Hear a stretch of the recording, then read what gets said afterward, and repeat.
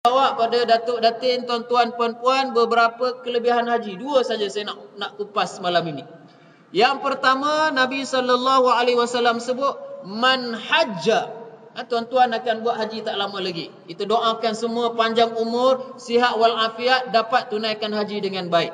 Man hajja, sesiapa yang mengerjakan haji, falam yarfus, dia tidak cakap-cakap yang yang maksudnya dia cakap dengan isteri dia. Dia nak ajak isteri dia buat hubungan suami isteri. Ini masa kerjakan haji, tuan-tuan. Kalau siapa buat haji ifrat, dia kena sabar lama sikit lah. Kalau 20 hari kena sabar. Tapi kalau buat haji tamattu' tak lama pun, kita dilarang untuk melakukan hubungan suami isteri. Tak lama, dalam 7, 8 hari, 9 hari begitu. Mula daripada 8 Zulhijjah, 9 Zulhijjah, 10, kemudian bila dah selesai semua, dalam 5-6 hari saja yang tidak dibenarkan oleh Allah Subhanahu wa taala. Siapa yang melakukan ibadat haji dan dia tidak cakap yang berasmara dengan isteri dia, walam yafsuq, dan dia tidak melakukan perbuatan fasik, tidak melakukan dosa, dia selesai ibadat haji, raja'a ka yaumi waladathu ummuh, dia akan kembali seperti mana hari dia dilahirkan oleh ibunya. Tidak ada dosa dalam dirinya sama sekali. Ini adalah matlamat yang kita semua ingin capai daripada ibadat haji yang kita lakukan. Jangan kita pergi haji, nanti kita balik tak ada apa-apa. Kalau dulu-dulu orang kata bukan haji mabrur, haji Marlboro kita tak mau.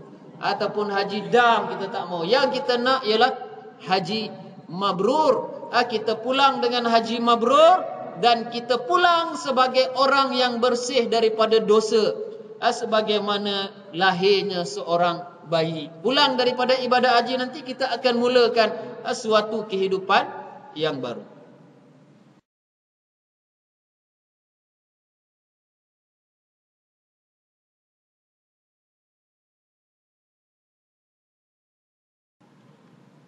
Baik, hadis yang kedua, Rasulullah SAW bersabda, al-umratu ilal umrah kafaratul lima bainahuma wal hajjul mabrur laisa lahu jazaa'un illal jannah.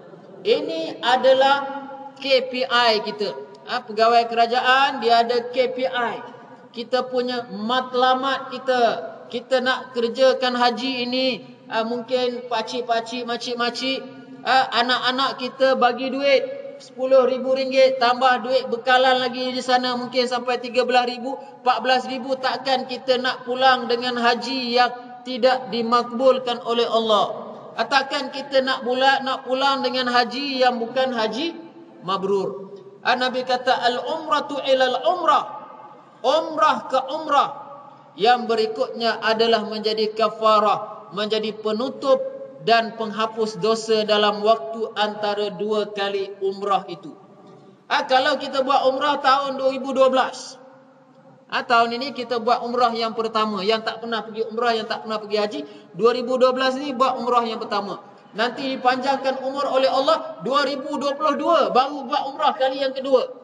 Maka di antara umrah kepada umrah itu adalah merupakan pengampunan. Allah Ta'ala ampunkan dosa-dosa kita yang kecil. Adapun dosa-dosa yang besar, maka kita perlu bertaubat kepada Allah Subhanahu wa taala. Dan Nabi SAW sebut wal hajjul mabrur laisa lahu jazaa'un illal jannah. Haji mabrur ini tidak ada balasan melainkan syurga Allah Subhanahu wa taala. Jadi apa maksud haji mabrur? Mabrur ini ialah orang yang mengerjakan haji tidak melakukan sesuatu kemaksiatan di dalamnya.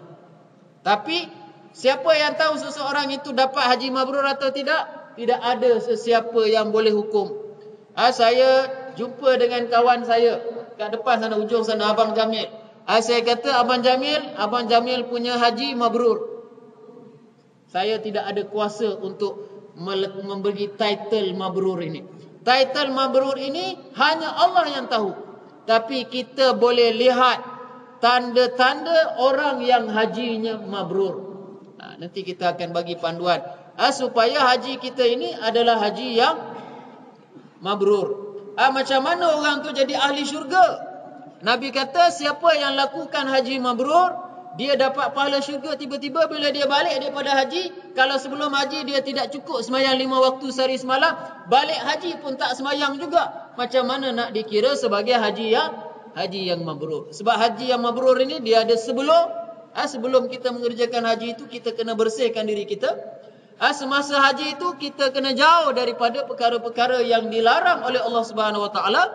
Di samping kita membanyakkan zikrullah, membanyakkan ibadah kepada Allah, dan balik daripada haji ada tugasan-tugasan yang perlu kita lakukan. InsyaAllah nanti kita akan baca beberapa hadis pesanan yang diberikan oleh Rasulullah sallallahu alaihi wasallam. Sebab nak masuk syurga ni tak semestinya kerjakan haji. Ada orang yang tak berkemampuan tapi mereka ada jalan untuk mereka mendapat syurga Allah Subhanahu wa taala. Baik, amalan ke arah haji mabrur.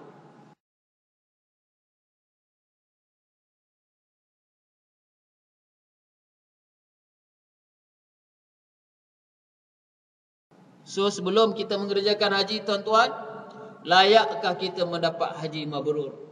Sekiranya sebelum kita kerjakan haji tuan-tuan, solat kita tidak cukup.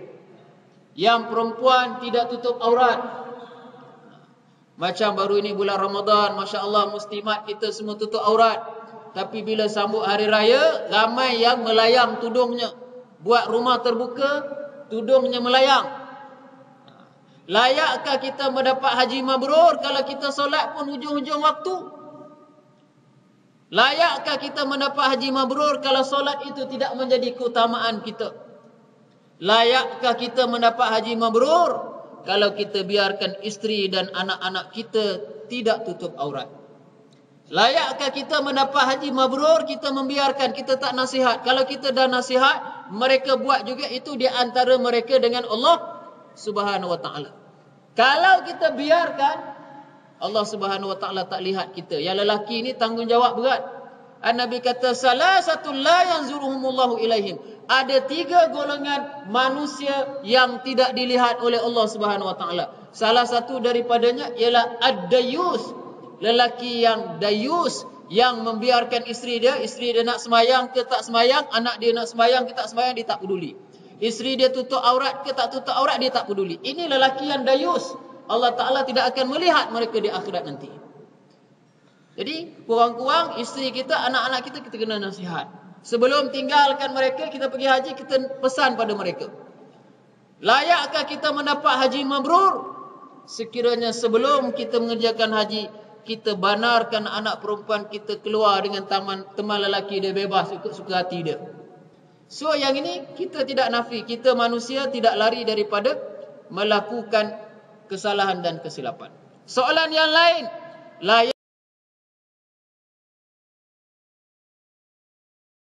layakkah kita mendapat haji mabrur? Sekiranya sebelum haji kita beli rumah dengan pinjaman riba, layakkah kita mendapat haji mabrur kalau sebelum kerjakan haji kita tidak ada masa untuk baca Quran? Kita tidak berasa apa-apa kalau buat maksiat. Kita beli kereta dengan pinjaman riba, kita pinjam duit dengan alung, ini riba juga. Kita paparkan gambar isteri dan anak yang tidak menutup aurat di ruang tamu yang dilihat oleh tetamu yang datang. So semua yang negatif-negatif ini tuan-tuan kita kena taubat. InsyaAllah pagi esok kita akan sama-sama qiyamul lail, kita akan sama sunat taubat. Kita menyesali atas kesalahan-kesalahan. Kalau boleh yang ni semua kita nak cuba selesaikan. Kalau tak berapa bersih, nanti kita bimbang haji kita tak jadi haji mabrur.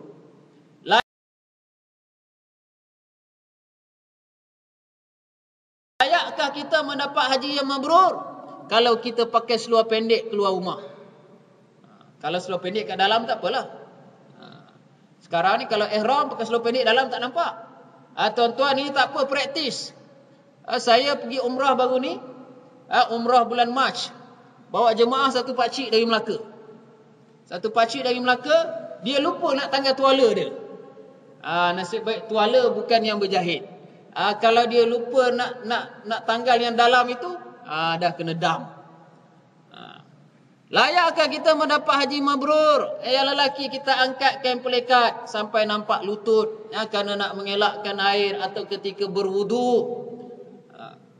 Layakkah kita mendapat haji mabrur sekiranya sebelum haji kita mendengar azan tetapi kita tidak mengendahkannya? Layakkah kita mendapat haji mabrur kita habiskan masa kita tengok filem dan drama berjam-jam? Tuan-tuan, daripada saat ini kena tinggalkan. Kita nak dapat haji mabrur, mana tahu di sana Allah Ta'ala takdirkan Allah Ta'ala cabut nyawa kita. Jadi kita nak supaya kita pergi sana dalam keadaan yang bersih.